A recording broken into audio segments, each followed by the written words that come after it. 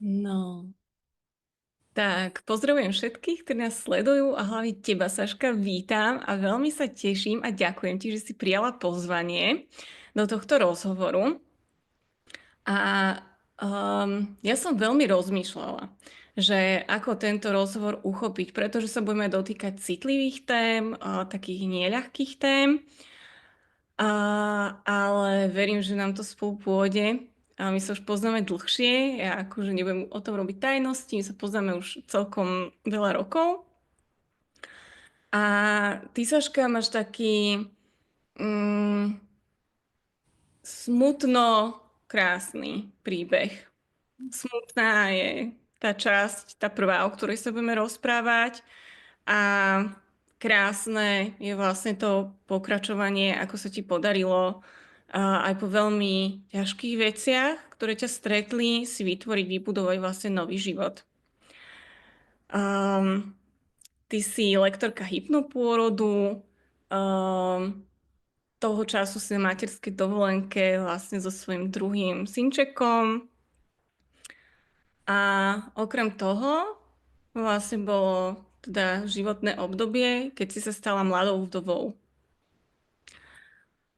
Čo je vlastne veľmi taká, no mám teraz zimomriavky, jak som o tom začala hovoriť a je to naozaj taká životná situácia, uh,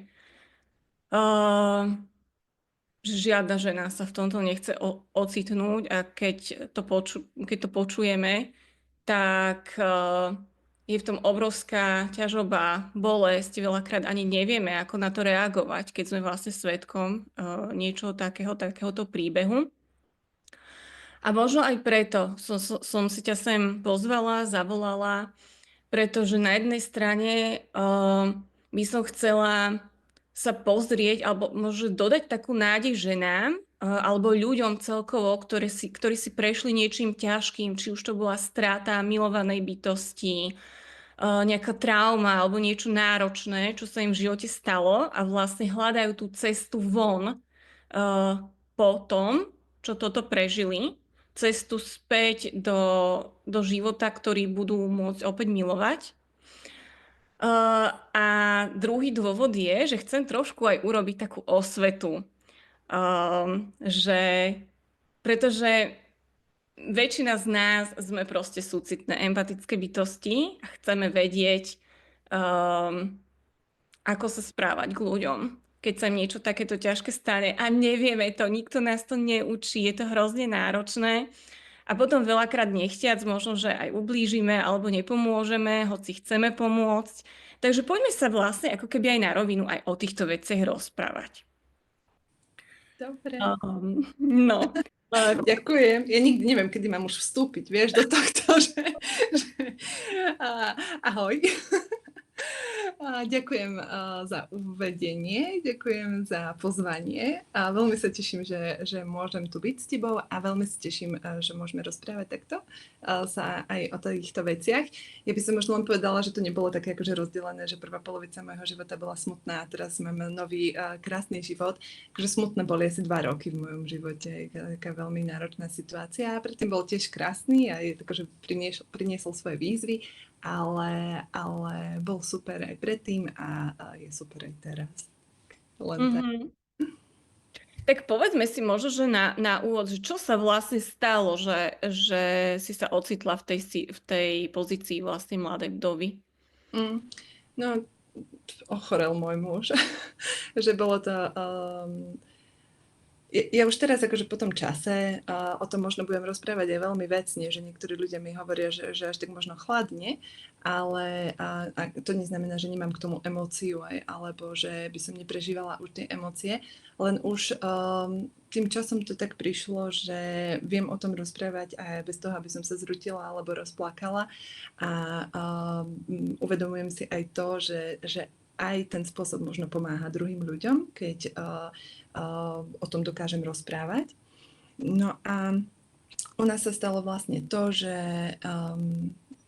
bola som vydatá, mala som partnera a dlho sme napríklad my riešili deti, že sme nemohli mať deti, no a keď som konečne otehotnela po 7 rokoch, tak malý mal rok a pol, keď začal mať zdravotné problémy môj muž, no keďže mal Tonko vtedy 37 rokov, tak sme už nepredpokladali nejaké vážne ochorenie. Mysleli sme si, že to bude nejaká chrbtica, aj bolesti chrbtice alebo niečo, plátnička, stávec, dačo.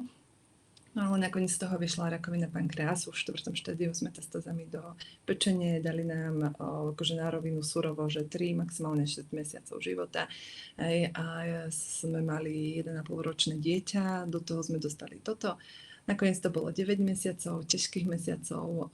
Tonko bol doma, starala som sa o ňo, zomrel doma a potom nás čakal veľmi náročný rok. No, taká v skrátke, čo sa nám stalo. Mhm. Krátke. Um, je vôbec ťažko si predstaviť, že čo muselo byť obsahom toho 1 roka, alebo proste tých 9 mesiacov, ktorí ste strávili, ale nemusíme sa v tom rýpať, ani to nejako rozpitvávať.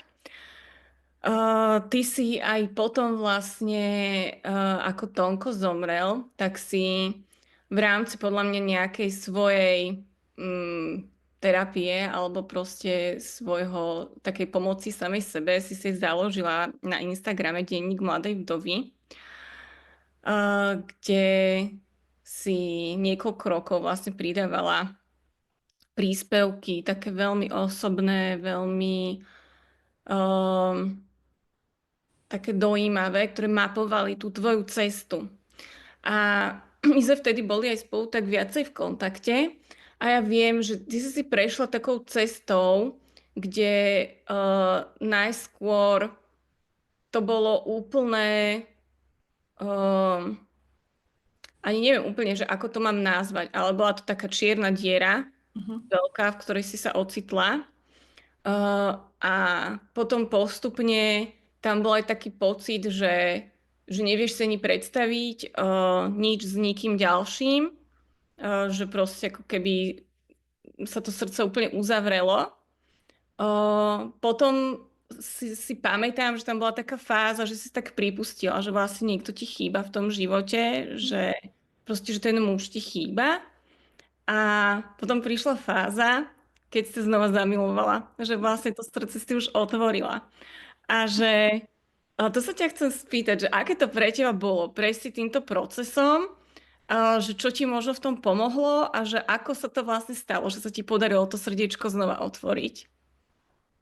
No akože vtedy som nad tým nejak nerozmýšľala, že ako sa mi darí prejsť tým procesom, že jednak tých 9 mesiacov bolo veľmi emočne aj fyzicky náročný, že ja som bola veľmi, veľmi vyčerpaná po tom všetkom a keď Tonko zomrel, tak tam bolo obdobie, kedy ja som vlastne tých 9 mesiacov ako keby fungovala na takom autopilotovi, že som sa ako keby odstrihla, lebo mala som malé bábätko a nemohla, pendlovala som medzi starostlivosťou o 1,5 ročné dieťa a starostlivosťou o zomierajúceho muža. A nemohla som si dovoliť ja nejak akože prežívať tie emócie, rúcať sa alebo dačo, tak som bola taká v takom autopilotovi, v takej, jak navigácia v aute som fungovala. A po Tonkovej smrti ešte pár mesiacov bolo takýchto, že ja som si to nejak neuvedomovala. No ale potom prišlo presne toto, ako si to ty popísala, že čierna diera. Ja som mala pocit, ako keby som mala v hrudi dieru, cez ktorú proste fúka a zároveň ako keby som mala na hrudi nejaký balvan, cez ktorý sa neviem nadýchnuť. A tam potom akože rok bol taký veľmi, veľmi náročný a áno, presne ten profil alebo ten denník bol pre mňa forma terapie. Ja som chodila aj psychologička, že mala som aj akože takúto podporu. Ale ja vždy, akože keď mám ťažké obdobie, tak si to píšem, alebo ako keby sa vypisujem z toho. No a veľmi mi pomáhala tá psychoterapia prejsť tým obdobím. Mala som výbornú psychologičku, ktorá ma tým viedla, veľmi láskavo, veľmi citlivo. A potom, čo mi ešte veľmi pomohlo, keď prišla tá čierna diera, tak už sa nedalo byť v tom autopilotovi. Že už akože tie emócie sa ako keby prevalili a celé to zúfalstvo a smutok a a hnev a všetko, čo strach, všetko, čo tam bolo, tak ako keby už išlo vonku. A, a, a možno to bolo dobré, lebo keby som fungovala ďalej v autopilotovi, možno doteraz tam som. Ale tým, že sa to všetko ako keby vyvalilo von a valilo sa to von niekoľko mesiacov, tak mám pocit, ako keby sa uvoľňovala celá tá situácia a celé to moje bytie. A áno, nedokázala som si predstaviť, že ešte niekedy budem niekoho iného milovať, že budem mať s niekým ešte nejaký život v tom čase. Ale približne rok po Tonkovej smrti, ani to nebolo ešte asi celý rok, ja som bola v tom sama. Napriek tomu, že okolo mňa boli ľudia, ktorí mi chceli pomôcť, tak ako si ty povedala, a snažili sa, mala som okolo seba rodinu, a priatelia ma kontaktovali. Ty si mi poslala krásny darček, doteraz pamätám, že to bolo pre mňa prekvapenie, že ma to veľmi potešilo. Napriek tomu som sa cítila hrozne sama v tom celom a potrebovala som niekoho, kto by rozumel tej mojej situácii. A tak som hľadala a našla som občianske združenie, ktoré sa venuje práve takýmto ľuďom. Tak som ich kontaktovala a išla som s nimi na pobyt. V lete to bolo.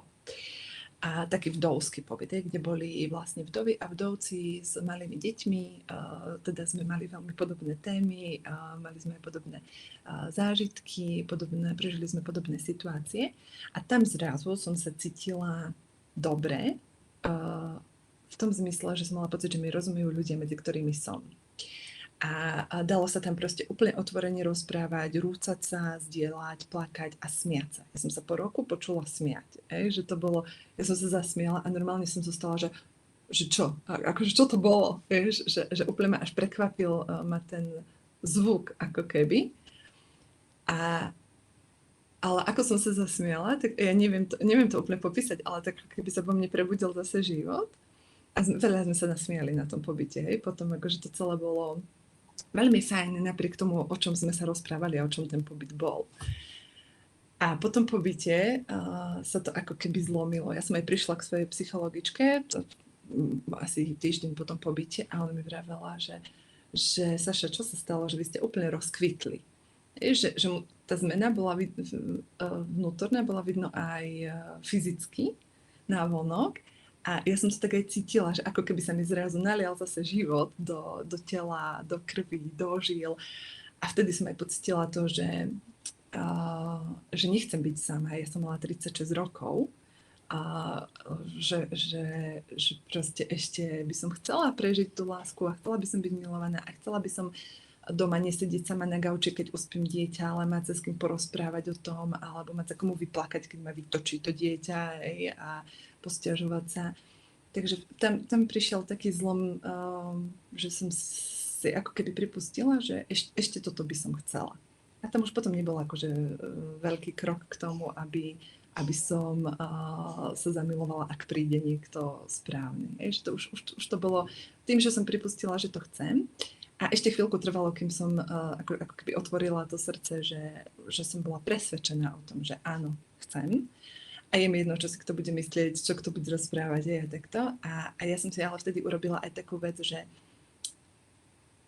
mala som 36 rokov, mala som za sebou veľa zážitkov, už pomerne na ten krátky život, ktorý som prežila, že veľa situácií aj náročných. A už som si povedala, že ale ja už keď mám možnosť si ten život urobiť inak, tak si ho chcem urobiť tak, ako chcem. A takisto chcem partnera takého, ako chcem. A ako si predstavujeme, že už keď mám možnosť si to proste urobiť ešte raz, tak chcem, aby to bolo super. Aby som v tom bola spokojná a šťastná. A mala som tú výhodu, že som mohla vychádzať z chyb, ktoré som urobila predtým, že som vedela, z čoho sa môžem poučiť. A ja som si napríklad napísala, normálne, vidíš, som písala, som si napísala na papier, aký presne má byť môj nový partner. Normálne som si to akože upratala v hlave, čo má mať rád, aké má mať vlastnosti, ako sa má správať. Úplne všetko som si tam napísala. A som si povedala, že no ja z tohto nepovolím. A bola to možno aj taká trošku poistka, že no takého to nenájdeš. Tak ľahko. Kde? Kde? Žiješ na dedine, si stále sama doma, pracuješ z domu, vlastne si len na detských ihriskách s dieťaťom. Kde by si akože takého našla? No. A podarilo sa relatívne skoro. A to je nádherné, že si to aj takto priznala, že vlastne si mala už aj oveľa ako vyššie štandardy, Hej.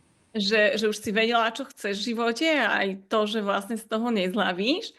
A um, keď sa stretávam ako keby so ženami alebo proste počúvam tie príbehy, tak veľakrát je to o tom, že ako keby čím proste sa blížime napríklad k tej 40-ke, tak už máme pocit, že vlastne už moc nemáme na výber a že už to bude ťažšie iba napríklad si niekoho nájsť alebo tak.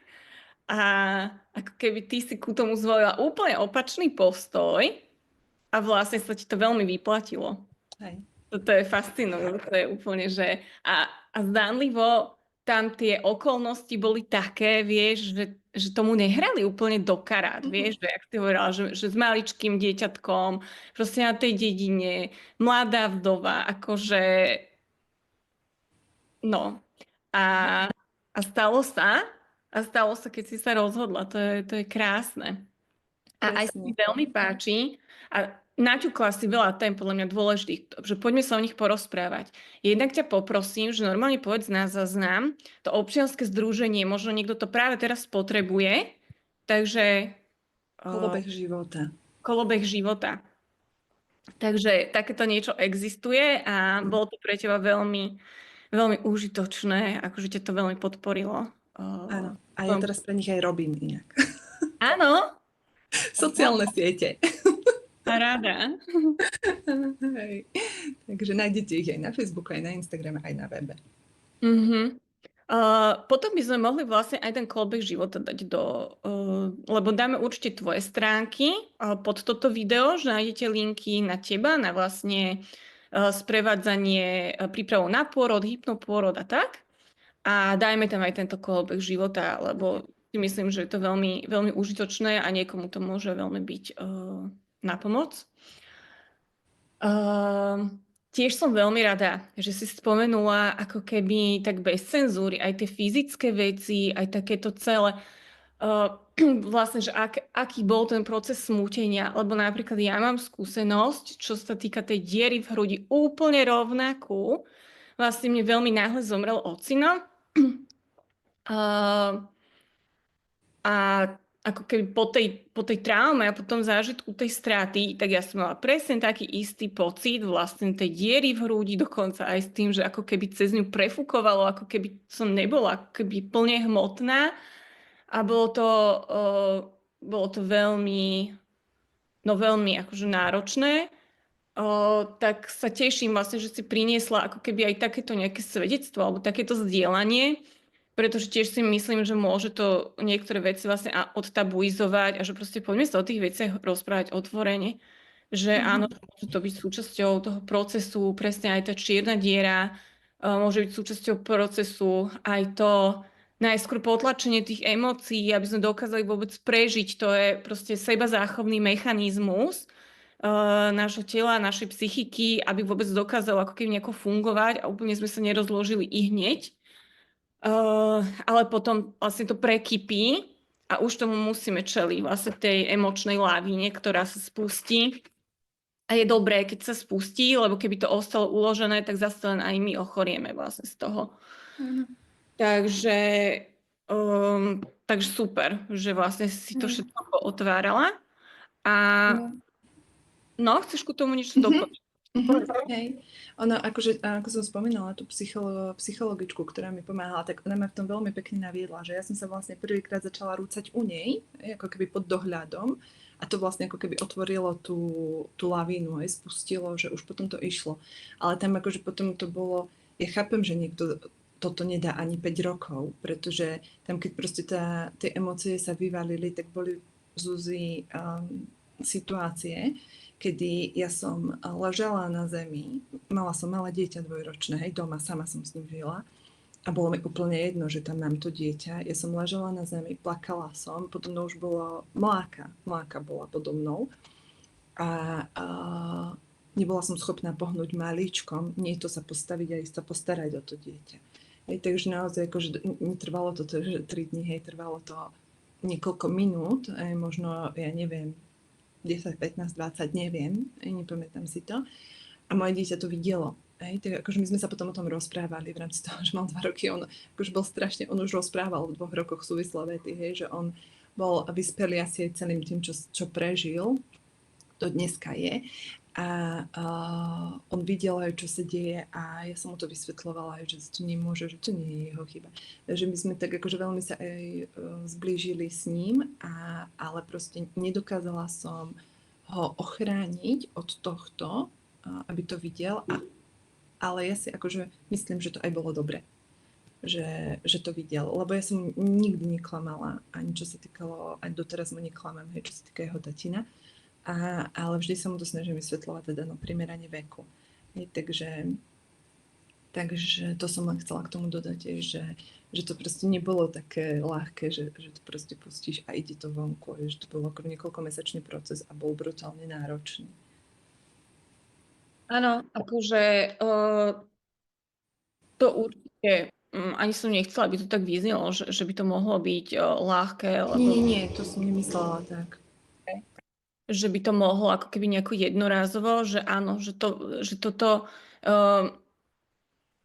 ja si pamätám a teda si viem, že sa to nedá porovnávať, že keď zomrie proste rodič, že keď zomrie partner, že proste s tým partnerom to musí byť ešte násobne náročnejšie.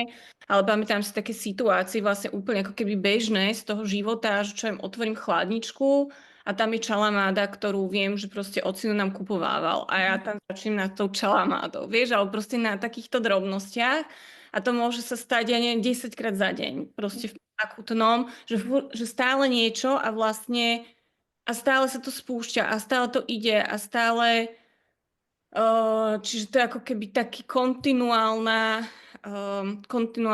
ventilovanie toho zármu, tej ťažoby, toho celého. A ty si aj popisovala,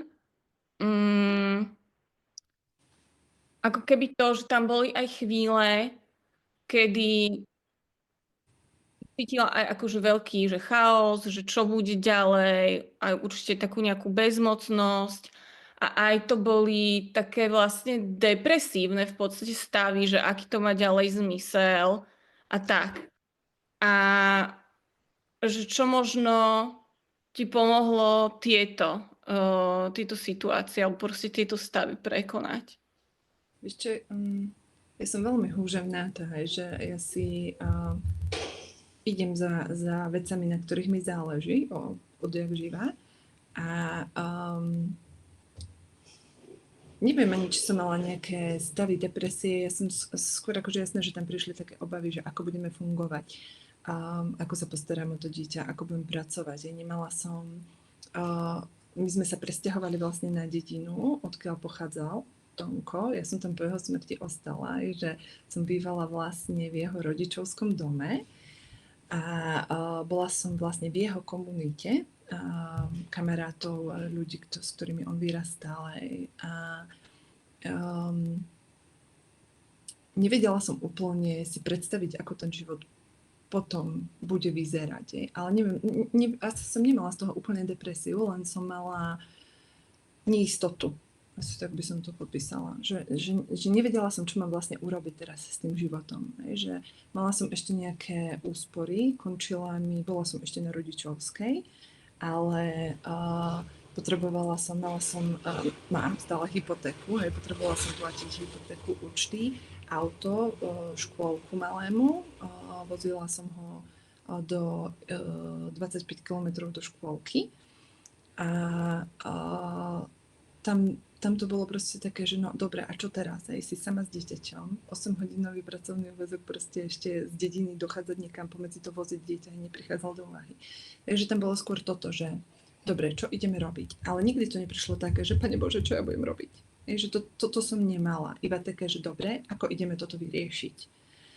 A tým, že som aj taká akože životaschopná v zmysle pracovnom, že že napríklad si vymyslím niečo a veľmi nerozmýšľam, či to bude mať úspech.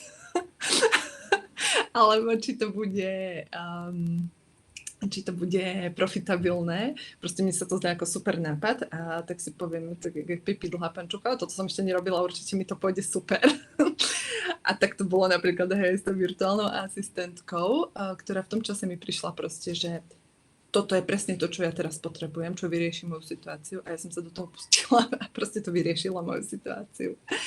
Že naozaj tam asi neboli akože tie také, akože niekto si povie, že som taká slniečkárka, že ja aj hovorím, že sa stačí rozhodnúť v úvodzovkách a proste ten život to nejak povedie, ale moja skúsenosť je, že vždy, keď som sa rozhodla pre niečo, či už pre to, že chcem nový vzťah, alebo pre novú prácu, alebo proste pre niečo a netlačila som to nejak veľmi, a len som proste ja vnútorne sa stotožnila s tým, že áno, toto chcem, tak ten život mi akože začal ukazovať cesty a dvere a proste, alebo som ich začala vidieť, tak by som to asi skôr povedala, že ja som si nesadla na gauče a nerobila som, ja chcem teraz partnera, no tak poď.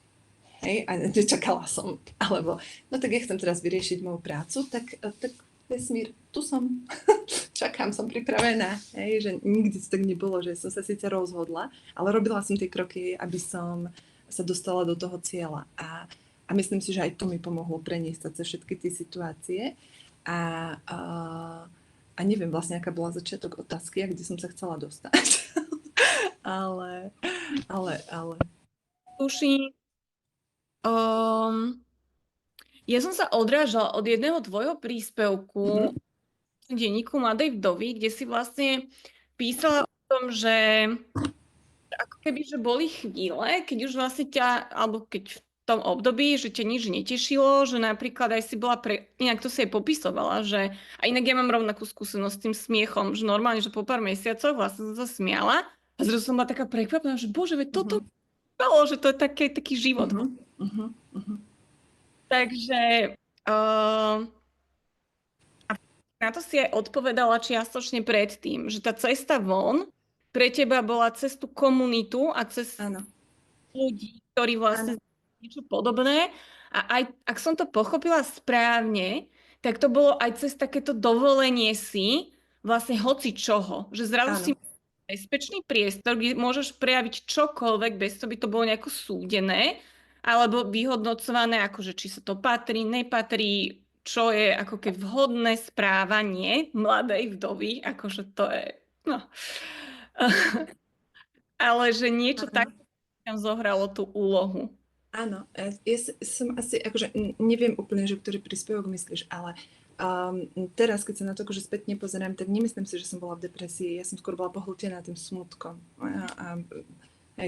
Neviem, v ktorej fáze, kedy som bola, možno som bola aj v nejakej fáze depresie, ale skôr akože ten rok bol o tom, že som sa nevedela tešiť, lebo ten smutok proste prevalcovával všetko pozitívne. Aj keď som, akože áno, ja som mala aj také, že som si sa hrala som sa s dieťaťom, hej, alebo sme išli na výlet, ale málo kedy som sa smiala. Hej, a taká som bola ako keby otupená, že som neprežívala, necítila som ten život v sebe. Ale ako depresiu, možno tam boli akože nejaké depresívne stavy občas, ale skôr by som povedala, že to bolo takéto pohltenie tým smutkom a takéto uzavretie sa pred svetom, o ktorom som mala pocit, že mi nerozumie, kým som sa nedostala do tej komunity. A áno, tam akože presne si to dovoliť mať podľa seba. Aj v tom smutení, aj v tom vdovstve, alebo neviem, ako to mám povedať, že nikdy, a to som bola na dedine, hej, kde všetci o mne hovorili, a nikdy som nemala pocit, že ja teraz potrebujem rok chodiť v čiernom napríklad, lebo sa to odo mňa očakáva. Že ja som v čiernom chodila chvíľku, lebo som to tak proste necítila. A keď niekto to tak cíti, že potrebuje chodiť 2 roky v čiernom, tak akože úplne OK, je to tak v poriadku, nech chodí. Ale ja som to tak necítila, tak som to tak nerobila. Takže áno, to, že som nerobila veci, ktoré možno boli očakávané, mi tiež pomohlo, si myslím, sa z toho rýchlejšie dostať a neutapať sa v tom dlhšie, ako bolo nutné. Mhm. Super. A dobre, že to hovoríš, že vlastne každý máme ten jedinečný spôsob aj toho smútenia, Áno, aj von z toho smútenia. presne tak. Mhm. Poďme sa ešte dotknúť vlastne toho, čo už viackrát tu tak sa otvorilo. A to je to, že ako ľudia reagujú a aký to má vlastne vplyv. A že, tak poďme sa, tak sa ťa spýtam, že čo napríklad tebe pomáhalo a čo ti vôbec nepomáhalo, keď si dostávala teda tie rôzne reakcie od Áno. ľudí. Aj o tomto som nejak napísala príspevok, ten si pamätám. Lebo ten sa potom vlastne aj to Združenie Kolobek života ho dalo do takého diára vďačnosti.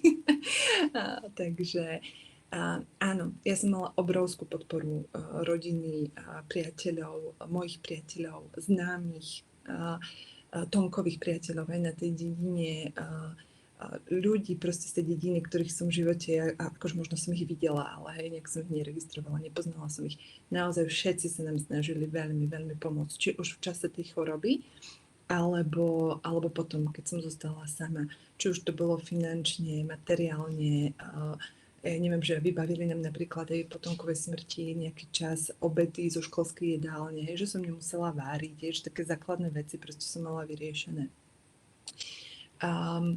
Takže naozaj som mala obrovskú podporu a obrovskú pomoc, ale nie vždy som to dokázala oceniť, alebo nie vždy to bolo to, čo som práve potrebovala. Mne vtedy naozaj pomáhali tie materiálne veci. To, že mi niekto navaril, to, že sa niekto postaral o prezutie auta, alebo o opravu auta, to, že mi niekto postrážil dieťa, keď som si potrebovala ísť zabehať a proste dostať... Pre mňa bol beh také uvoľňovanie emócií, že ja som veľakrát sa vykričala, plakala pri behaní, alebo som sa zničila tak, že som nevládala držať tie emócie, takže išli vonku. Takže to pre mňa bol beh vtedy forma terapie. Tak proste, keď niekto postrážil mi, hej, malého, alebo proste takéto veci mi pomáhali. A nepomáhalo mi, keď sa ma stále niekto pýtal. Hej, ako ti je? Ako sa cítiš? Ako sa máš? Hej, po istom čase som na tieto otázky začala reagovať agresívne, vulgárne. Lebo mi to proste išlo na nervy. Lebo už som normálne povedala, no ako sa asi tak môže mať, hej, keď idem z cintorína práve, kde mi leží muž a ja to musím každý deň vysvetľovať dvojročnému dieťaťu doma. Hej, a to som povedala teraz veľmi slušne. Že naozaj som bola niekedy až hrubá k tým ľuďom, ktorí vlastne sa len snažili akože nadviazať nejaký kontakt so mnou a nevedeli úplne ako. Ale práve tie otázky alebo takéto to prejde, ešte si mladá, ešte si niekoho nájdeš. Áno, akože v konečnom dôsledku to bola pravda, ale to vtedy akože to bolo pre mňa jak, čo mi to tu rozprávaš, akože ja necítim nič iné, iba ako nekonečný smutok a hnev a bolesť. A ty mi tu rozprávaš, že ešte som mladá, ešte budem mať deti, ešte si niekoho nájdem a vydám sa a neviem čo. To akože bolo pre mňa úplne, že ako keby ma až niekto urážal, vieš, ako keby mi ubližoval. Že nebolo to pre mňa niečo, čo mi pomáhalo. Pre niekoho možno je, pre mňa nebolo. A okrem tých takých materiálnych vecí, je, že, lebo ja som nebola schopná fungovať, ja som sa nebola schopná rozhodnúť. Ja som predtým, ako sa toto celé udialo, bola človek, ktorý bol veľký plánovač, ja som mala diáre, aj v robote som bola za to oceňovaná, že som veľmi rozvážna, veľmi systematická, že som vedela priniesť poriadok do vecí, kde bol chaos. A potom, ako Tonko zomrel, ja som nebola schopná ráno vstať a rozhodnúť sa, čo urobím na raňajky. Absolútne som nebola schopná povedať, čo budem robiť cez víkend, ani zajtra, ani po obede. Že proste som nebola schopná si niečo plánovať a na niečo sa pripravovať, lebo som mala pocit, že na čo. Na čo, keď proste sa potom niečo takéto udeje a všetky tie plány zmiznú. Hej, takže som bola vďačná, keď toto robil niekto za mňa. Hej, keď proste niekto prišiel a urobil tie raňajky. Alebo prišiel a urobil obed bez toho, aby sa ma pýtal, čo by si dala na obed. Lebo ja som nevedela. Keby trošku sa prebral to velenie na ten moment, ty si mohla iba si vydýchnuť a Hej, iba sedieť a byť. Hej, takže to mi pomáhalo, takéto veci. No a potom mi ešte pomáhalo, keď... lebo boli ľudia, ktorí samozrejme, že tiež im to bolo ľúto. Tiež proste boli z toho smutní a zrútení, že nezomrel len mne manžel a partner, ale zomrel syn, brat, zomrel bože, ako sa to povie, zať, hej, švagor, hej, že proste kamarát. Hej, že tam bolo veľa rolí a veľa ľudí, ktorým zomrel Tonko. A pri niektorých ľuďoch som mala pocit, že oni nedokážu uniesť ten svoj smutok, tie svoje emócie a že ešte ja im s tým musím pomáhať. A to bolo pre mňa neúnosné. Že ja som si potrebovala pomôcť sama so sebou a nie ešte brať ohľad na emócie niekoho druhého. Možno to znie kruto, ale proste som toho nebola schopná vtedy. A to ma akože dávalo veľmi dole, keď som toto pocitovala. Možno to ani nebola úplne pravda, ale keď som ja mala ten vnútorný pocit, že to tak je, tak to mi hrozne, takže to mi hrozne nepomáhalo, to ma hrozne vracalo do takých nepríjemných pocitov. A čo mi naopak pomáhalo, keď niekto prijímal aj to, že som bola nahnevaná, že som bola vulgárna, že som bola apatická. A napríklad vôbec, ja som neznášala, keď mi povedali, no ale už sa musíš postaviť na svoje nohy. Že už je proste čas, aby si to prekonala. To som normálne akože mala hnev na leveli Tyrannosaura, keď mi toto niekto hovoril, lebo to je podľa mňa veľmi ubližujúce, veľmi bolestivé a veľmi neempatické v takej situácii. A naopak, keď niekto povedal, že je to úplne v poriadku, maj to tak, ako to máš. Si úplne OK s tým. Tak to bolo super. Alebo proste, keď ten človek len vedľa mňa bol, keď som sa zrútila a on ma napríklad hladkal po chrbte. Že to boli veci, alebo si ku mne švagrina lahla, aby sa mi v noci niečo nestalo. A nič iné, proste nerozprávala som mnou, nič, len proste si ľahla ku mne do postele, aby som v tej veľkej posteli neležala sama, aby som proste, ja som mala nočné mory hodne potom, tak aby sa mi proste niečo nestalo, aby som bola v pohode, viac v pohode. Takže také veci, akože mi pomáhali a nepomáhali. Že môžeme si to tak zhrnúť, že naozaj to veľakrát bola ako keby tá praktická podpora, aby si nemusela o tých veciach rozmýšľať, rozhodovať sa a zaťažovať sa. Ako keby, ja to chápem trošku ako keby tak, že ten systém je extrémne preťažený, aj ten nervový, aj celý ten systém je extrémne preťažený z toho veľkého zármutku a z tých emócií a vlastne čokoľvek, čo má riešiť, či už ako keby nejaké ďalšie emócie, alebo či už niečo praktické, že všetko je vlastne ohrozenie a to aj potom vyvoláva tú extrémnu reakciu na to, že ako keby, že dajte mi s tým pokoj, že proste nevládzem to, že to už potom vlastne človek je až agresívny, lebo v podstate len sa snaží zachrániť nejako sám seba, hociako. Áno.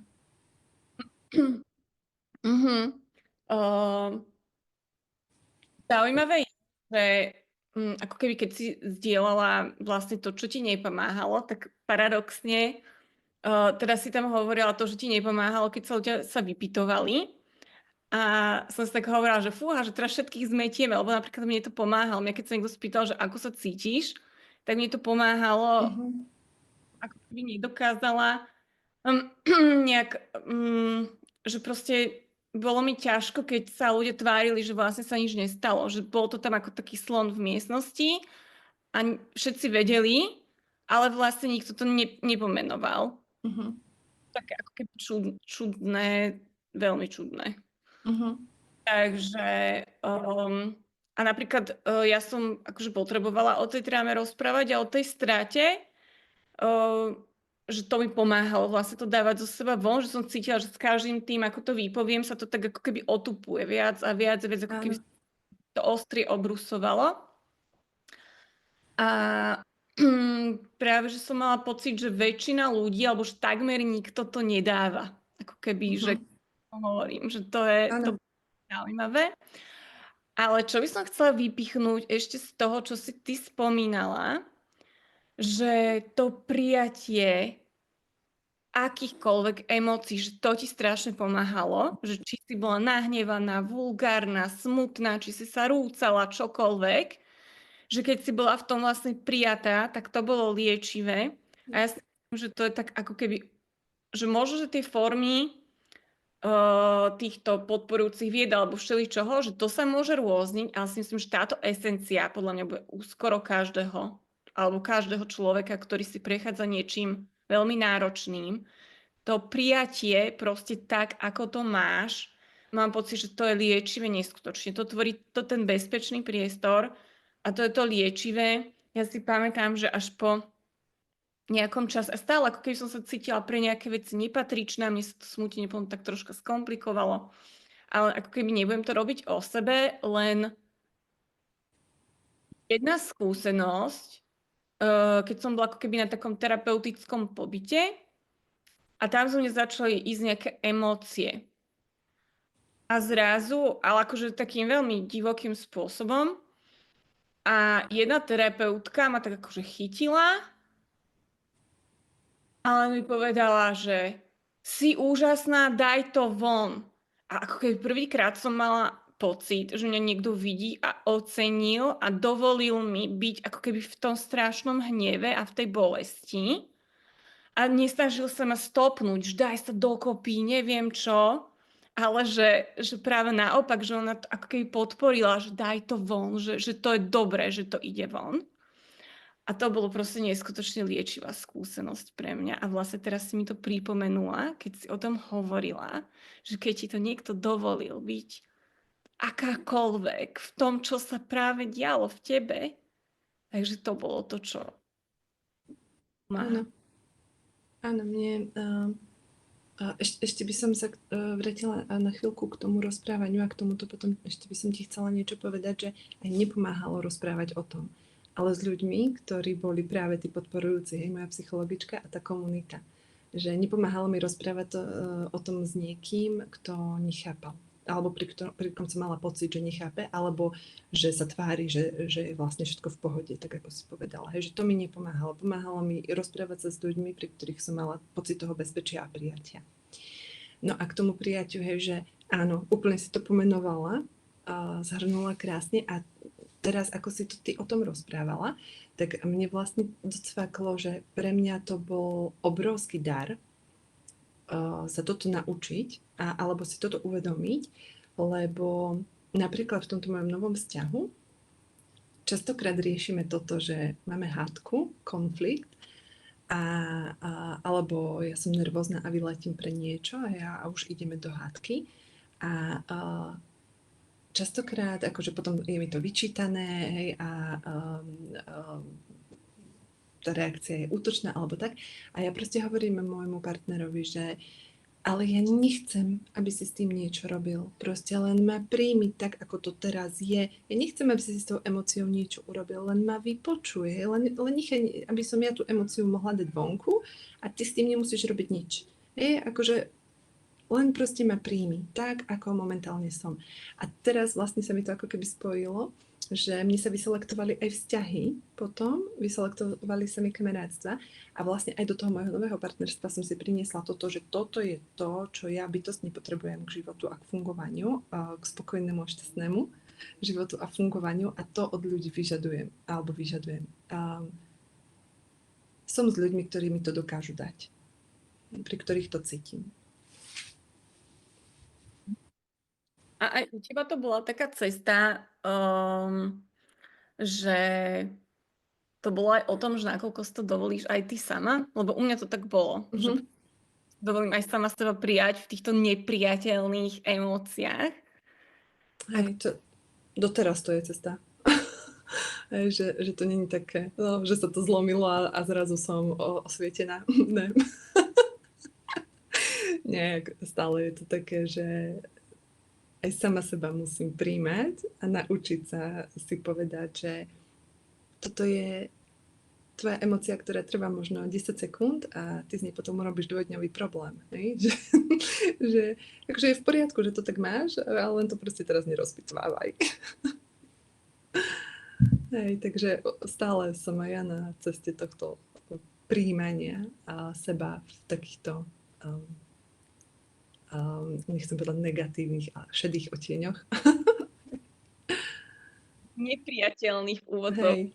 Sme sa keď naučili, že nehnevaj sa, nehaď sa o zem, nemáš prečo plakať, nemáš dôvod, A Tak, niekedy to aj ja poviem inak mojim deťom, ale hneď si poviem, že what the fuck, že čo to z teba vyšlo? no, Hej. tá myseľ nás niekedy dokáže ako keby vytrápiť aj presne v tom smútení. A to sa ťa aj chcem spýtať, že ako ty máš skúsenosť vlastne s takým, že keď sa stane teda niečo takéto, že proste buď tá vážna strata, alebo trauma, alebo niečo, tak veľakrát tá myseľ má takú tú tendenciu na to nabaliť všelijaké zvláštne otázky, všelijaké zvláštne príbehy, že dalo sa niečo urobiť inak, už sa nemôžem toho opýtať, tamtoho opýtať. A čo ak za toto môžem, alebo za toto môžem, čo ak som to mohla nejako ovplyvniť, ako keby plno všelijakých zvláštnych konštruktov, ktoré naozaj ako keby racionálne častokrát nedávajú žiadny zmysel. Takže či s tým máš skúsenosť a že možno, že že ako to pustiť, alebo ako s tým smieriť s týmito Výčitkami. áno, alebo proste otázkami alebo všeličím, čo môže sa objaviť, lebo si myslím, že je to také celkom časté, že sa to objavuje. Áno. No akože úplne základná otázka bola aj keď ešte len keď sme sa dozvedeli proste tú diagnózu a celé sa to dialo, začínalo sa to rozbiehať ten kolotoč, tak jasné, že vtedy bolo prečo. Prečo my? Hej, prečo sa toto stalo nám? No tak ale tam akože som celkom rýchlo pochopila, že toto nikam nevedie. Celkom rýchlo. No. Asi až keď Tonko zomrel, som sa prestala pýtať prečo, lebo mi došlo, že je to už úplne jedno. Že aj tak sa to nikdy nedozviem, že prečo. Možno keď zomriem a moja duša sa stretne s niekým, kto to celé vymyslel. Ale dovtedy určite nie.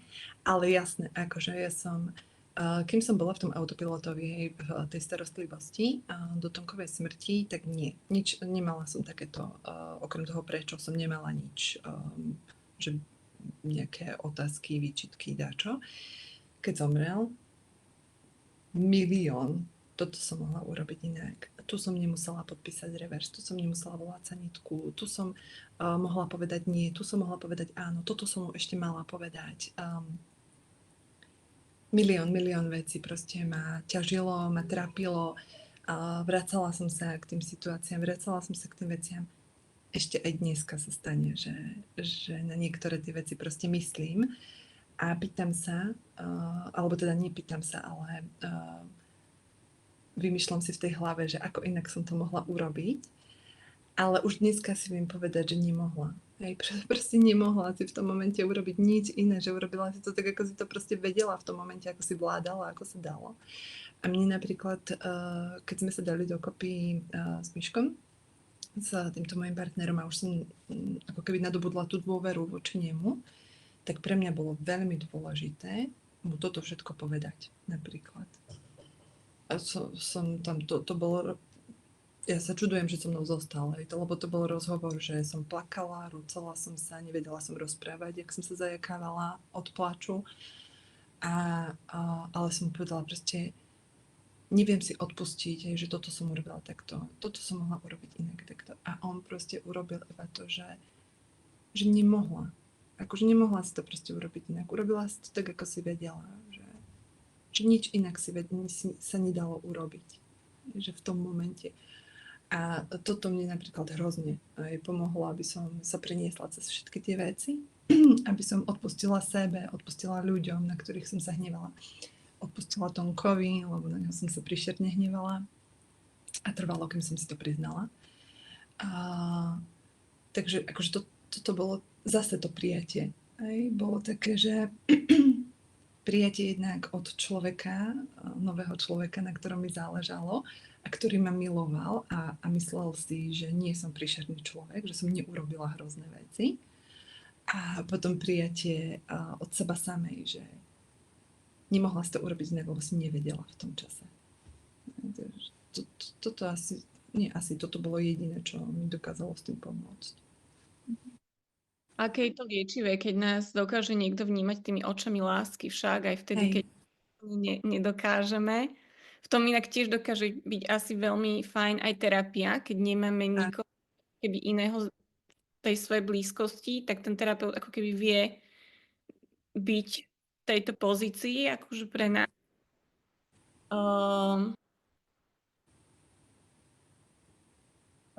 No a som aj rada, že si vlastne pomenovala aj to, čo je podľa mňa tiež veľká téma. Podľa mňa veľa ľudí a tiež sa o tom nehovorí proste, že sa môžeme aj hnevať. Človek, ktorého sme stratili, tak to nedobrovoľne a že on akože odišiel nedobrovoľne a my sa aj tak hneváme. A dovoliť si to ako keby priznať, že to tak je a že je to tak v poriadku, a napokon nejako pustiť, tak to je akože veľmi silné. Hej. Áno, to akože s tým som sa aj ja často stretla, že proste to, ako sa na ňo môžeš hnevať. A neviem, že u mňa, hej, ale v celej tej komunite tých vdov, alebo tak, že častokrát to proste príde od tých ľudí, že veď, ale on za to nemohol, hej, alebo že prečo sa na ňo hneváš, alebo takéto. Ale podľa mňa ten hnev je úplne prirodzená emócia v takejto situácii, aj keď si to nepripúšťame, alebo aj keď sa o tom nehovorí. Lebo nemusí byť vôbec racionálna tá emócia, ale je podľa mňa úplne prirodzená. Ja napríklad, čo som mala nočné mory s Tomkom, tak on na mňa v tých nočných morách kričal, strašne na mňa kričal, prečo si to dopustila, prečo si, vieš, že prečo, Saška, prečo, vieš, len toto proste celá tá nočná mora, Saška, prečo.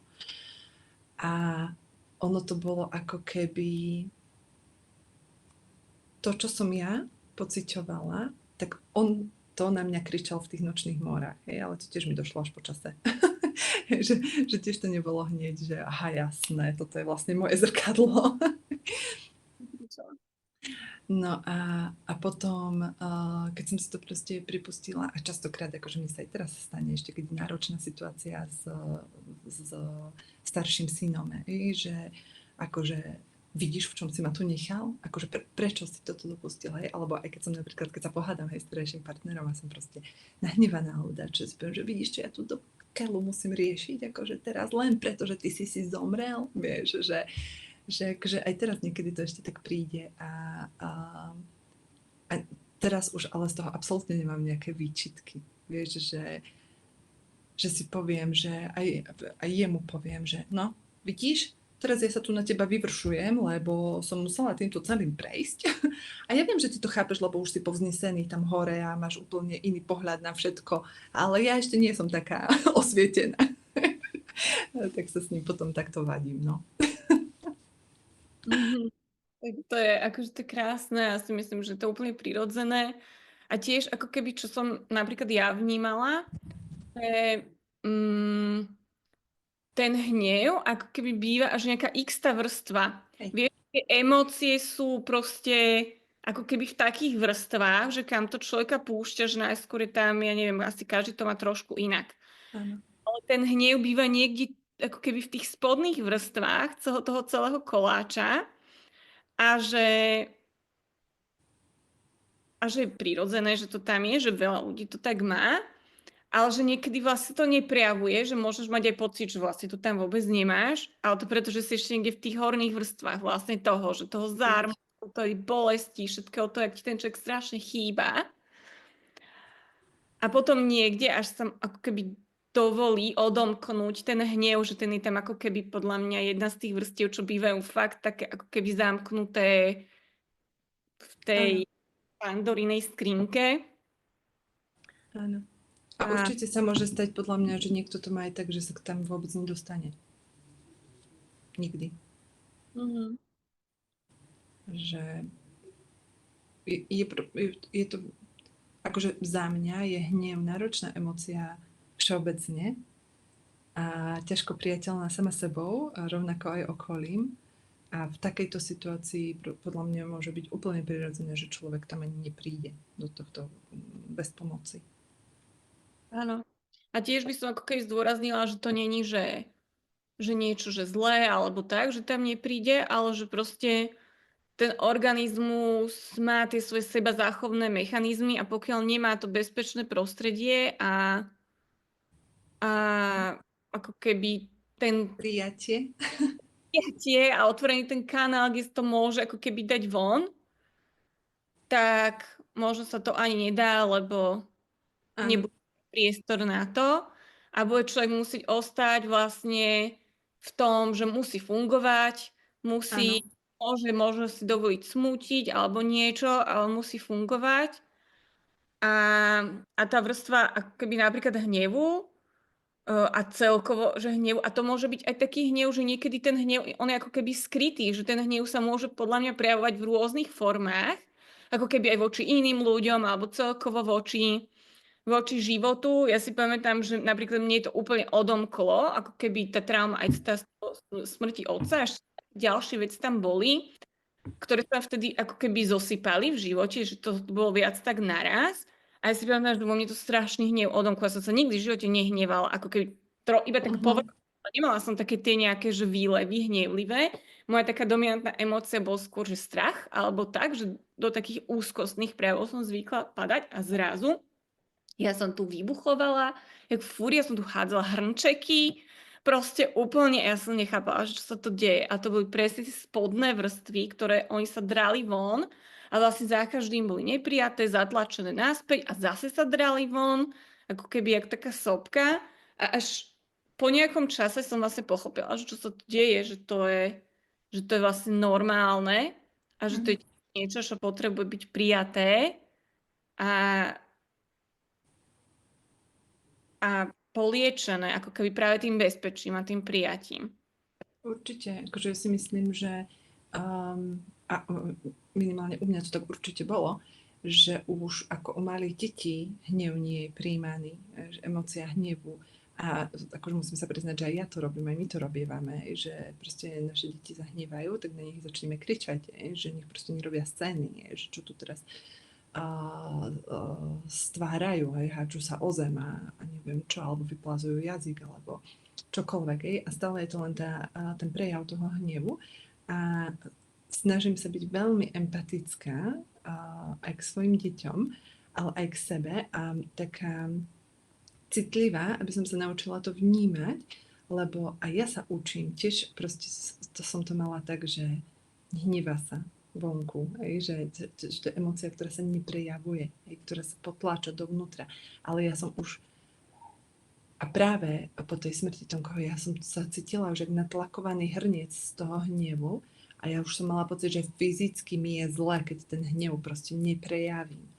A preto aj teraz sa akože učím, aj keď sa nahnevám napríklad na Myška, tak aspoň proste moja prvá reakcia je stiahnuť sa a potláčiť to. A potom si poviem, nie, tak poviem, hnevam sa na teba. Aspoň vieš, aby som to verbalizovala, aby som si to ja uvedomila a učím to aj decka, že no nepáči sa mi ten prejav toho, ale chápem, že sa hneváš, ale tak skús mi aspoň povedať, že hnevám sa a nerobiť tu proste scénu na celý Lidl, napríklad. Takže akože všeobecne si myslím, že s tým hnevom máme problém a v takejto situácii si ho dovoliť je pre niekoho až nepredstaviteľné. Mhm. Že tam ako keby je to o to ťažšie, že ten hnev je vlastne iracionálny. To je Áno. to najťažšie, že prijať, akože ešte nevieme prijať ani racionálny hnev. Takže prijať iracionálny hnev, to je akože next level, to je až také, že nepatričné. Hej. No, um, ty si Akože mhm. že Prepáč. chcela niečo doplniť? Je, že mne napríklad pomohlo uvedomenie si, že to, že sa hneváme na Tonka, nehovorí nič o tom, aká som. Vieš, že je to proste len prchavá chvíľka. A proste o 5 minút. Ho menej milovala, alebo tak. Áno, presne, presne. A nie som horší človek preto, alebo menej hodnotný, alebo proste, že mne toto veľmi pomohlo uvedomiť si, že proste to je taká istá emócia, ako keď urobím, lebo sa teším z niečoho. Že je to presne to isté. Tak isto o 5 minút už to nie je relevantné. Mhm. Je to tak, no. Um, ty si tak akože písala v tom svojom denníku Mladej vdovy, že a je to podľa mňa ako úplne logické, že vlastne vytvoriť si ten nový život po strate. V tvojom Mhm. prípade po strate, ale ja by som to chcela tak možno že trošku zovšeobecniť, že aj po nejakom proste nejakej traume alebo proste nejakom veľkom sklamaní alebo proste po niečom nejakej forme zlomeného srdca by som to nazvala, alebo Mhm. nejaká forma zlomeného srdca. Takže ten nový život, že si to vyžaduje proste odvahu, prekonávanie toho strachu, často rôzne rozhodnutia, aj veľké rozhodnutia. A jednu takú vetičku si tam napísala, že keď aj akože sa stretávaš s tými ženami, proste, ktoré sú v podobných situáciách, takže vidíš, že je náročné vykročiť z utrpenia a smútku, aj keď sú zničujúce. Mhm. A že ako to vnímaš a možno, že ako to vnímaš s odstupom času a že čo možno pomohlo tebe ako keby tú odvahu mať a robiť tie rozhodnutia a vlastne vykročiť niekde, aj keď po takých chvíľach to je akože náročné, proste, lebo čelíš tam nejakému strachu a tej neistote. Akože podľa mňa akákoľvek zmena situácie alebo to vykročenie z tej komfortnej zóny je proste náročné. A niekomu aj nemusí byť dobré v tom smútku, ale proste je v niečom, čo už pozná. A čo je momentálne pre neho bezpečné. A v celej tej situácii, napríklad aj po strate partnera alebo po zlomenom srdci, ako si ty povedala, alebo po akejkoľvek náročnej situácii, je aj to utrpenie a utapanie sa v tom istá forma bezpečia pre teba, lebo momentálne poznáš toto. Hej? A nepotrebuješ proste riešiť nič iné. Hej? Lebo teraz je to takto a tu sa cítim v úvodzovkách dobre, lebo to poznám. Hej? Tak tu v tom budem teraz. A aj keď máš z toho vykročiť do niečoho lepšieho, stále je to niečo nové. S čím proste, s akoukoľvek novou situáciou sa potrebujeme popasovať. Potrebujeme sa s ňou naučiť fungovať.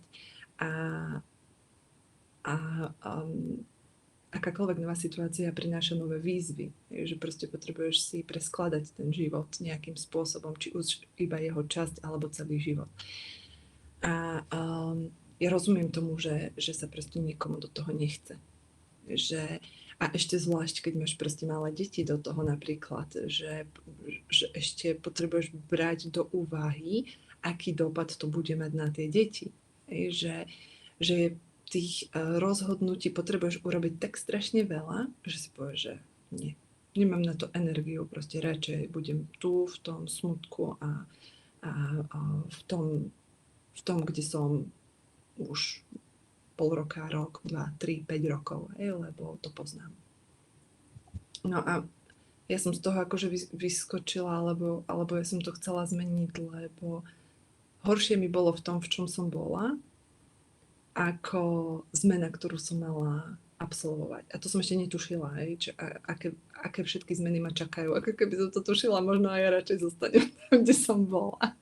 Lebo akože preskladať ten život na novo proste vyžaduje tak strašne veľa rozhodnutí a tak strašne veľa energie. A to nie je také ako, že sa rozhodneš teraz a už to pôjde. Že proste do dnešného dňa robím tie rozhodnutia, že do dnešného dňa proste sa to mení a potrebujem robiť tie zmeny. Ale to, ako keď som sa vtedy zasmiala a pocítila som ten život, ako keby v sebe zase, tak bolo pre mňa lákavejšie, ako zostať v tom utrpení. A to mi dalo takú nejakú odvahu to proste vyskúšať, pohnúť sa ďalej. A ja keď som v sebe pocítila akože ten nový príval energie a života a šťastia zo života, a to tam ešte nič nové nebolo, hej? Akože proste len som znovu začínala pociťovať radosť z toho žitia, že ešte tam nebol ani nový partner, ani nejaké vyhliadky zmien alebo dačoho. A tak ja som začala ako keby ten život vidieť krajšie, seba som začala vidieť krajšie, veci som začala vnímať krajšie. A myslím si, že už to, že som sa ja ako keby takto prestavila vnútorne, že bez toho, aby niečo nové do môjho života prišlo, tak ja som sa začala cítiť lepšie, tak na základe toho to nové do toho života prišlo. Neviem, či to dáva zmysel, ale že som sa zamotala v tom. Lebo ty si vytvorila tie podmienky, aby to mohlo prísť vôbec. Hej. No, hej, tak to bolo, akože aspoň takto teraz vnímam a cítim, že... A ja som to vtedy cítila, ja som sa cítila krásna, ja som sa cítila úžasne šťastná, hej, po tom celom, čo sa stalo proste, ja som ráno vstala a ja, že ježiš, aký pekný deň, hej, a vlastne sa nič nezmenilo, nič, okolnosti boli tie isté stále, hej, len ja som to zrazu videla inakšie. Ale bolo to preto, že som to chcela, lebo mi v tom bolo lepšie.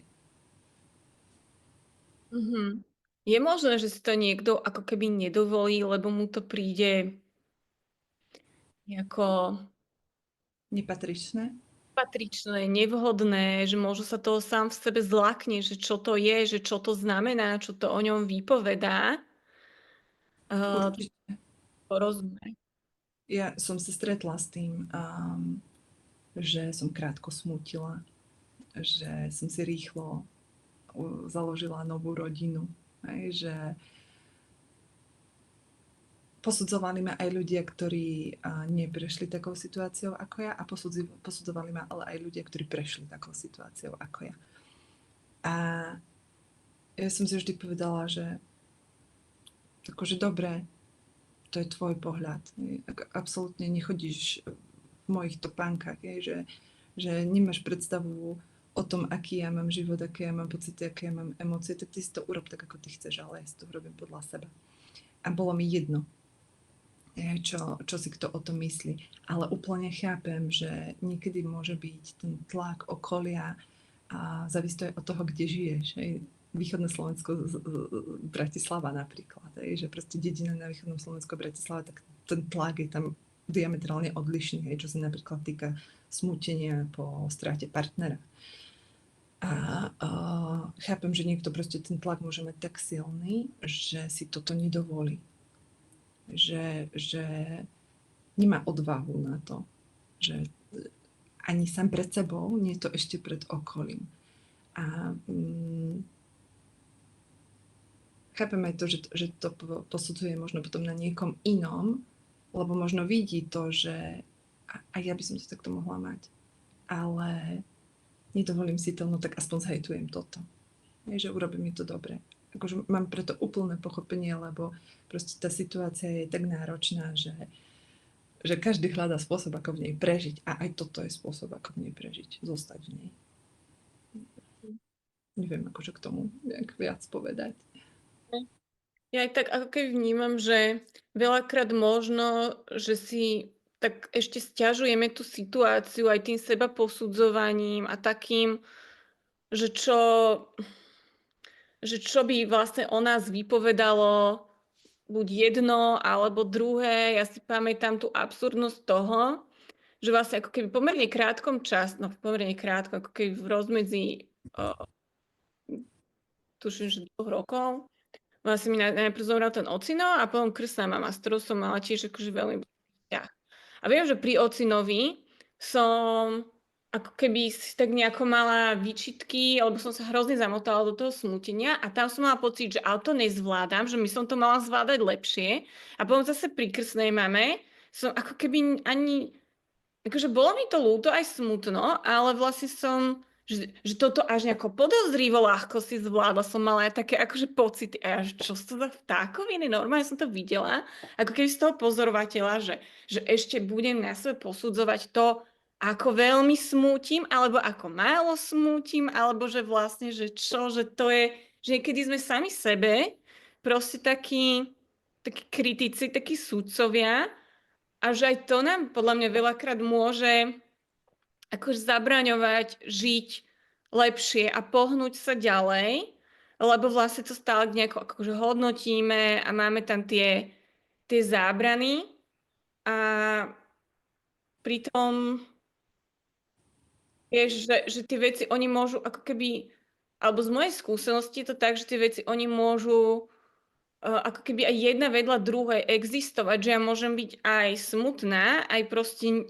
však ani ty nikdy na Tonka nezabudneš, že proste stále máš tú lásku k nemu určite proste v sebe a aj máš lásku k tej svojej novej rodine. Vieš, že to akože nezmizne, keď si dovolíš sa pohnúť ďalej a žiť ďalej, že vlastne to tam môže existovať všetko vedľa seba a to ako keby nič to Áno, neznamená, niečo prestalo, alebo že niečo nie je dosť smutné.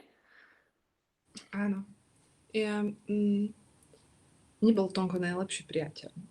My sme už možno ku koncu neboli ani tak partneri, ako sme boli fakt najlepší priatelia. A on ma naučil strašne veľa vecí v živote. A jedno akože bolo, že my keď sme sa mali brať, tak 3 mesiace pred našou svadbou zomrel jeho ocino. A ja som bola taká, svadba sa ruší. Akože, úplne keď sme sa to proste dozvedeli, tak automaticky ja som prešla do módu svadba sa ruší, už som začala rozmýšľať a som sa ho bála na to až opýtať, že čo teda ideme teraz akože robiť. No a on prišiel s tým, že svadba bude. A ja som zostala, že akože prečo? No lebo proste je čas smutiť a je čas radovať sa. A svadba bola. A nie všetci to chápali, nie všetci s tým boli stotožnení. Niektorí prišli na našu svadbu v čierno, ale svadba bola a my sme si ju užili. A keď zomrel, a ja keď som bola presne v tom takom že ešte som nebola úplne ani, poviem to na tej svetlej strane, ale už som nebola ani úplne v tej tmavej zóne, tak som si presne na toto spomenula, že je čas smútiť a je čas sa radovať. A on taký bol, že úplne som si tak prežila, že on by bol na mňa nasraný, keby ma videl. Proste. Ale jemu by sa toto vôbec nepáčilo, keby videl, ako proste, v akom stave som. A čo ma naučila jeho smrť, bolo, že mne je totálne uprdele, čo si myslia druhí ľudia. Ale totálne. Že mňa, čo jeho smrť naučila, že ja chcem byť šťastná. Chcem byť šťastná a spokojná. Na ničom inom mi nezáleží. A potom to už proste ide strašne ľahko. Nie, nejde. ale ľahšie sa robia tie rozhodnutia, keď ich robíš pre seba. Že ani nie pre deti, ani nie pre ďalšieho partnera, ani nie pre starého partnera, ani pre nikoho proste. Ale keď robíš tie rozhodnutia pre seba. A ja som sa naozaj rozhodla vtedy, že ja chcem byť šťastná a spokojná. A častokrát si to pripomínam dneska, keď padám do starých vzorcov a sa mi opakujú situácie, o ktorých som si povedala, že už sa mi v živote nezopakujú. Ale toto je podľa mňa akože, keď dospejeme do tohto bodu, že ja sa chcem mať v tomto živote dobre, lebo neviem, kedy sa tento život skončí. Je to klišé, ale keby som dneska večer zomrela, tak chcem zomierať s myšlienkou, že bolo mi dobre v tomto živote. A ja neviem, či ešte nejaký ďalší mi bude dopriatý. Neviem, čo ak je posledný. Tak akože pre Boha, prečo by som ja mala túto myslieť, čo si sused myslí, keď mám odtiahnutú zaclonu? No, myslí, čo chce. Znadnesené, tak akože s takou nadsázkou povedané. Je to tak, je to úplne tak a som veľmi rada aj, že si to otvorila, lebo ja som si tu aj takú múdrosť od teba vypísala presne k téme, že vždy si poviem, že neviem, koľko času ešte na tomto krásnom farebnom svete mám. Prečo by som mala robiť niečo, čo ma neurobí šťastnou, ale smutnou alebo nahnevanou? Ono. A, a vlastne, že je to paradoxné, že vlastne tá ako keby Tomková smrť, že ti aj akože že ti hrozne veľa vzala, ale vlastne ti aj dala nejakým spôsobom toto, čo si sa naučila a že to je vlastne veľké oslobodenie, toto začať žiť vo svojom živote a znova si to pripomenúť, lebo áno, sme stále na tej ceste, proste odkedy na to zabudneme, ale že už máš to poznanie a ako náhle už si to uvidela, už to nevieš akože odvidieť. Hej, hej. Neviem sa už vrátiť pred ten moment. Hej. To je ako, stále si myslím, že nikto na svete si nezaslúži také utrpenie, ako som videla a to, čím si prešiel. Nikto. Ale akože toto bude znieť až kruto, ale proste je to tak, že na základe toho všetkého, čo sa udialo, ja mám lepší život. Že, a nie je to ako, že vďaka tomu, to nechcem tak povedať, že vďaka tomu, že Tonko zomrel. Nie. Možno by som sa tam dostala, aj keď by nezomrel, len by som si našla inú cestu, alebo by to trvalo dlhšie. Ale kvôli tomu, čo sa udialo celé a čo som prežila a ako sme to prežili a aj celý ten vzťah, aký sme mali, tak celá tá skladačka sa proste vyskladala tak, že mne je teraz v živote dobre. A to som si myslela, že sa neudeje, keď Tonko zomrel, že som bola presvedčená, že to už nie je proste možné. Ale to, aký bol, aj to, čo mi hovoril, aj to, ako žil, aj to, čo všetko ma naučil, aj to, ako zomieral a aj to, ako zomrel, proste ma priviedlo tam, kde som teraz. No, čiže čo k tomu ešte? Koľko ste boli spolu, Saška? Bože, on zomrel po 9. výročí našej svadby a predtým sme boli 4 roky spolu, takže nejakých 13 rokov. To je taký kus života poriadny. No, hej, od mojej vlastne vysokej školy až hej, veľa sme toho prešli. Ešte dám takú poslednú otázku, ktorou by sme to uzavreli. Keby si chcela potom ešte niečo dodať. Ale moja posledná otázka je, že čo by si povedala alebo poradila ženám alebo ľuďom, ktorí si prešli alebo prechádzajú niečím takýmto veľmi ťažkým, či stratou, či traumou, alebo proste niečím podobným. Alebo možno, že čo by si poradila o tej svojej o 5 rokov mladšej Saške, ktorá vlastne ešte len bola na začiatku tej cesty. Nevedela, že čo ju čaká, takže čo by si teraz, keď vieš, si poradila, či už iným ľuďom alebo sama sebe. Dobre, že si tú otázku nakoniec upravila, lebo akože nie som úplne presvedčená, že môžem radiť iným ľuďom, ako žiť. Ale sama sebe by som pred 5 rokmi určite povedala 2 veci. Buď sama sebou, kašli na to, čo si myslia iní ľudia, žiť to tak, ako to ty cítiš a žij. Akože žij. Toto si dám ja vytetovať. Žij. Tak toto akože fakt, že s láskou by som povedala moja blata. Čakajú ti ťažké chvíle, ale vždy buď sama sebou a dovol si byť taká, aká si. A bude ti lepšie, ľahšie aj v ťažkých chvíľach. A to si tak akože ja niekedy aj hovorím, keď v sebe nájdem tú takú ešte starú Sášku, tak sa tak pohľadkam a poviem si, to je v pohode, neboj sa. Mňa také niekto, keď inak vidí, tak si musí myslieť, že som možno psycho, lebo mám také, že sa pohľadkám. Inak toto si napríklad robím, alebo tak aj to odporúčam inak ľuďom, lebo to je vlastne nervový systém sa ti upokojí takto, že to sa vlastne dáš do bezpečia. Hej. No. Hladkaj sa ďalej. Že čo? Že robíš si tým službu, že hladkaj sa ďalej. Hladkám sa. Ja sa takedy aj keď mi je zlá, alebo keď som nahnevaná, tak chodím po svete, idem sa prejsť a usmievam sa. Dávam svojmu mozgu signál, že vôbec nie je všetko zlé, si v pohode. A keď ma takto vidí, tak to blese, tak to chodím. Tak keď ma tak uvidíte, tak práve sa snažím dostať do pohody, nepohody. Tak sa nahnevaná, tak sa nepribližujte. Hej. Krásne. Čo pre mňa napríklad bolo také, že čo by som si napríklad poradila, poradila by som si hrozne veľa vecí, ale čo možno, že by bolo tak, alebo je také ako keby dôležité, čo som sa naučila, je také, že aj toto prejde. Proste. Tak, hej, je to len obdobie, to pri deťoch som sa naučila. Ďalej.